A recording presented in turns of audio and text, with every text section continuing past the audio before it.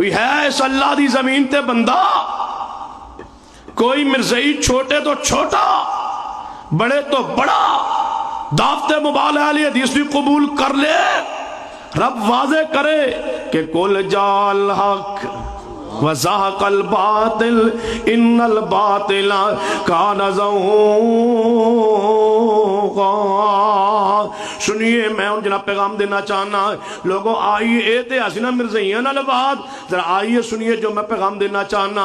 یہ چاندے ہو پیغمبر دی ذات و بات آخری ہے، پھر اپنے اپنے جتنے سے جنہ اجتماع یقیناً سارے مسلمانوں دے فرق موجود ہونگے، سارے میں دعوت پیغام دینا کہ ختم نبوت دا معنی کیا ہے، ختم نبوت عقیدے دا تقاضا کیا ہے۔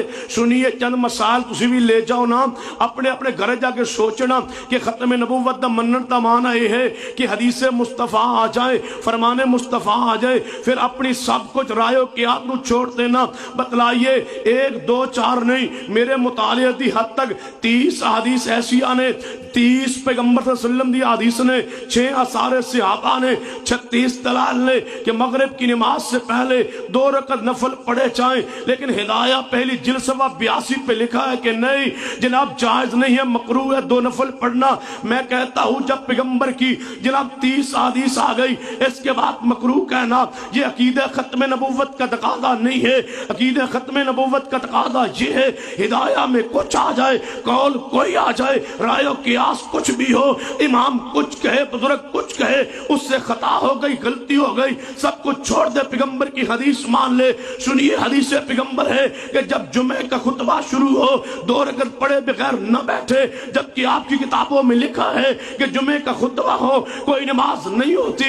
جہاں یہ حدیث میں ہے کہ فجر کی اذان سے پہلے، فجر کی اذان سے پہلے ایک اذان، سحری کی حدیث صحیح البخاری میں ہے، تمہارے ہاں لکھا ہے کہ نہیں فجر سے پہلے کوئی اذان نہیں ہے، جبکہ حدیث بخاری میں فجر سے پہلے اذان موجود ہے۔ جہاں یہ حدیث میں اقاری تکبیر موجود ہے، تمہارے مسلک میں لکھا ہے کہ نہیں جناب 2 احتقاری تکبیر جائز نہیں ہے۔ حدیث میں لکھا ہے کہ معجن صورتیں پڑھی جا سکتی ہے۔ کیا معنی کہ جمعہ کی نماز میں جناب پہلی رکعت میں سورۃ الاعلیٰ، دوسری میں سورۃ الغاشیہ پڑھی جا سکتی ہے، مختص کر کے، خاص کر کے، معجن کر کے جناب صورتیں پڑھی جا سکتی ہے۔ جیسے فجر کی نماز میں جمعہ والے دن پہلی رکعت میں سورۃ السجدہ، آخری میں سورۃ الطار پڑھی جاتی ہے، تیرے ہاں لکھا ہے کہ نہیں معجن صورتیں نہیں پڑھی جا سکتی۔ حدیث میں آتا ہے کہ تصویب بدعت ہے، تیرے ہاں تصویب اذان کے بعد گلیوں میں اعلان کرنا یہ جائز لکھا ہوا ہے۔ بتائیے حدیث میں ہے ایک مسجد میں ایک جماعت ہو جائے دوسری جماعت جائز ہے، تیرے ہاں لکھا ہے کہ نہیں دوسری جماعت نہیں ہوتی۔ حدیث میں لکھا ہے صحیح البخاری میں جب فجر جب نماز فرض کھڑی ہو جائے کوئی سنت ادا نہیں ہو سکتی، کوئی نماز نہیں ہو سکتی، تیرے ہاں لکھا ہے کہ نہیں نماز کھڑی ہو تو فجر کی سنتیں ادا کی جا سکتی ہے۔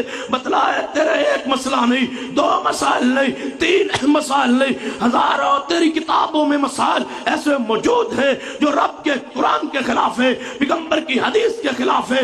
بدعات کو ماننا ہے، پھر ختم نبوت کا معنی کیا؟ اگر کل 7ویں 40ویں کو ماننا ہے جب پیغمبر نے یہ عمال نہیں کیے۔